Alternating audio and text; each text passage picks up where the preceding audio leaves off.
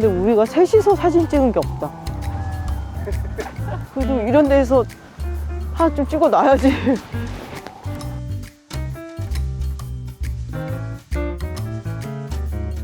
네, 여기가 미국 정치의 심장부라고 할 수 있는 캐피톨 힐이라고도 부르기도 하는 뭐 연방 의사당이죠. 쉽게 말하면은 미국 정치에서 제일 중요한 건 의회예요. 미국 헌법을 봐도 가장 먼저 이제 그 기관에 대해 설명하는 것이 의회. 그리고 의회에 대한 설명이 제일 많아요. 제일 길어요. 이 워싱턴 DC 이 지도를 봐도 처음에 여기 도시를 구상을 했을 때 의사당 건물 중심으로 동북 지역, 뭐 서북 지역, 동남 지역 뭐 이런 식으로 얘기를 해요. 그러니까 결국 중심이 여기라는 거죠.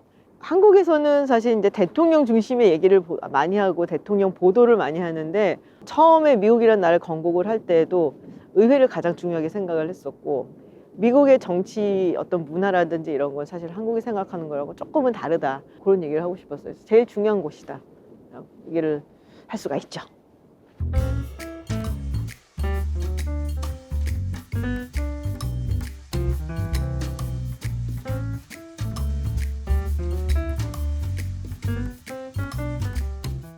저게 아마 그랜트상일 거예요. 율리시스 그랜트 대통령. 근데 저 사람도 참 인생이 전쟁을 되게 싫어했어요.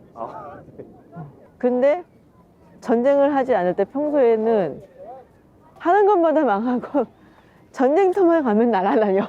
그러니까 본인은 전쟁을 너무 싫어하는데 태생은 전쟁을 해야지 되는 사람인 거야.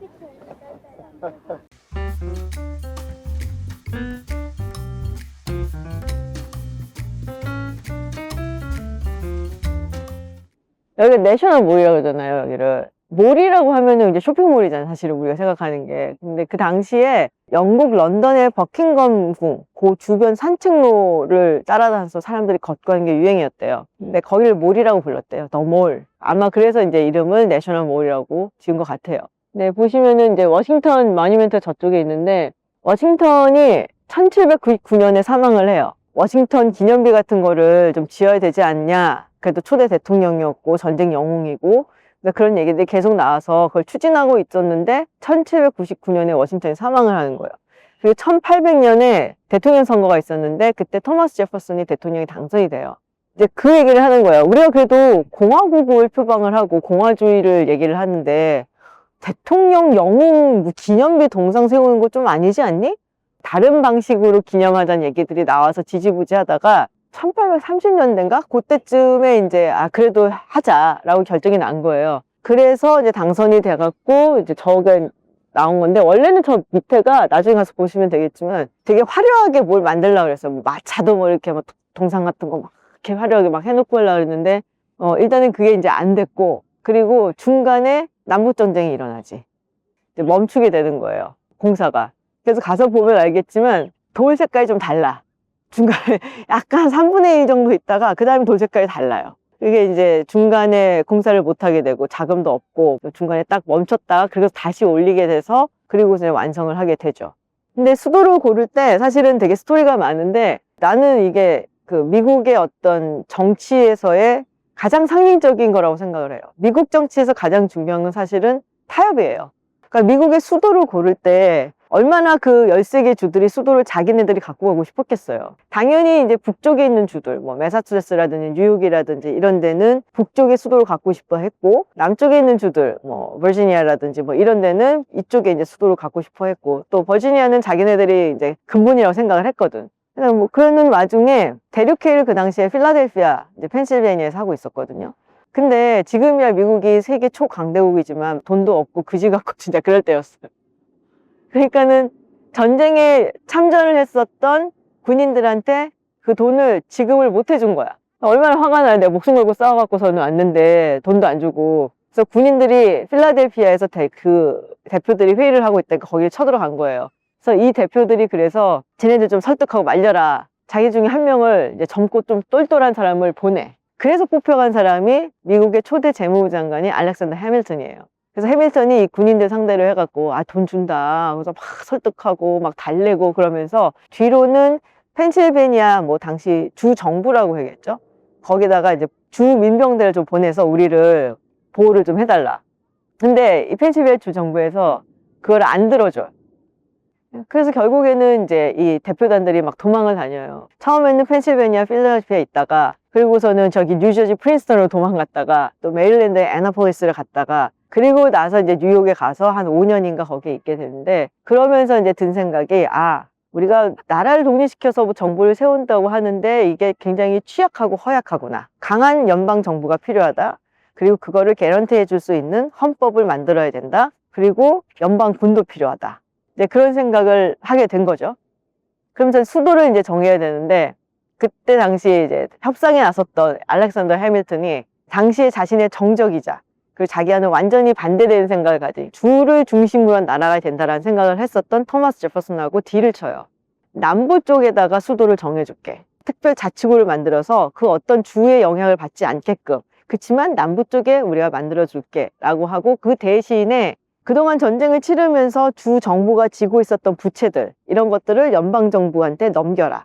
근데 사실 우리 생각해보면, 아니 부채를 왜 떠안겠다라는 거지 싶은데, 이제 해밀턴 생각에는 그렇게 하면은 주정부의 경제가 연방정부에 어느 정도 의존적이 될 수밖에 없고, 그리고 그거를 이제 갚아 나가면서 미국이란 나라의 연방정부가 신용을 쌓는다. 그게 되게 중요했죠. 그래서 신용을 쌓아서 이제 돈을 또 해외로부터 끌어와서 투자를 하고 상공업을 발전시키고, 그런 어떤 금융 시스템을 만들겠다라는 생각이 있었어요. 그리고 또 하나는, 사실 주마다 빚이 있었는데 남부주들은 그렇게 빚이 많지 않았어요. 근데 북부주는 빚을 많이 지고 있었거든. 그러니까 남부주 입장에서는 연방정부가 주 부채를 가져가서 갚아준다고 하는 게 결국에는 북부주들의 부채를 갚아주는 거거든요.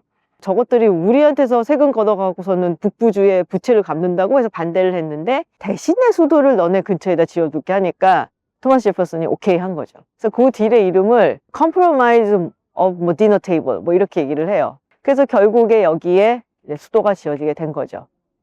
실제로 워싱턴 DC로 의사당 뭐 이런 게 다 옮겨온 게 1800년이거든요.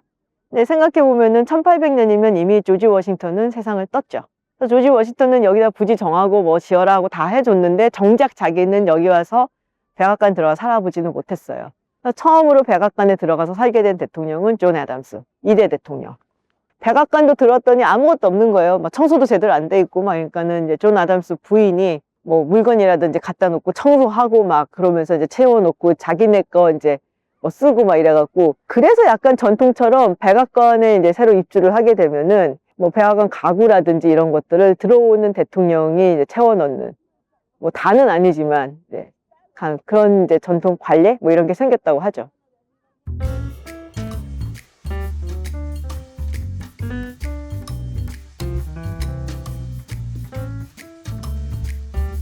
색깔 다르잖아요. 안 보여? 색깔 다른 거 안 보여?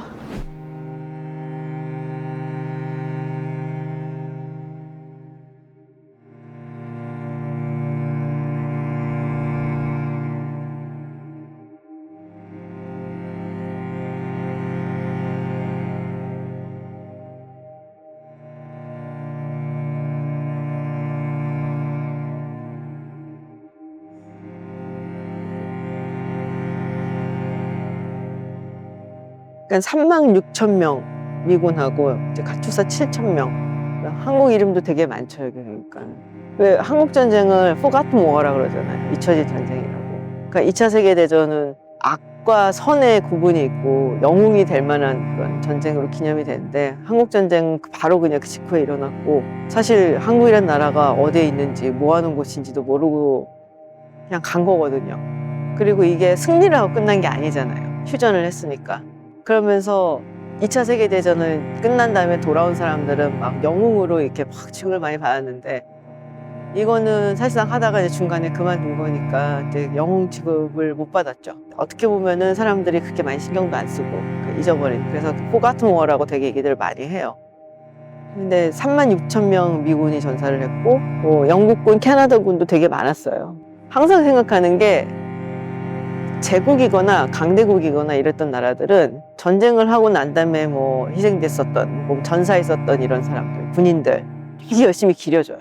그게 이제 어떤 사람들은 국가주의적 산물이다라는 얘기도 하잖아요. 뭐 국가의 어떤 뭐 이익이나 목표를 위해서 개인을 희생시키고 그거를 더 막 우상화하고 영웅시하기 위해서 그렇다고 얘기하는데, 누구나 자기의 삶이 되게 의미가 있기를 바라는데 내가 희생하고 죽고 하는 것이 그러고 난 다음에 아무도 기려주지도 않고 기억도 안 해주고 잊어버리고 그러면은 아무 의미가 없잖아요. 근데 강대국이나 제국이 되는 거는 사실은 그렇기 때문에 네가 나라를 위해서 희생을 한다면은 그래도 우리는 너네들을 기억해준다. 이걸 계속해서 보여주는 거거든. 이런 것들을 통해 갖고. 그래서 메모리얼이라는 게 되게 중요한 것 같아요, 저는.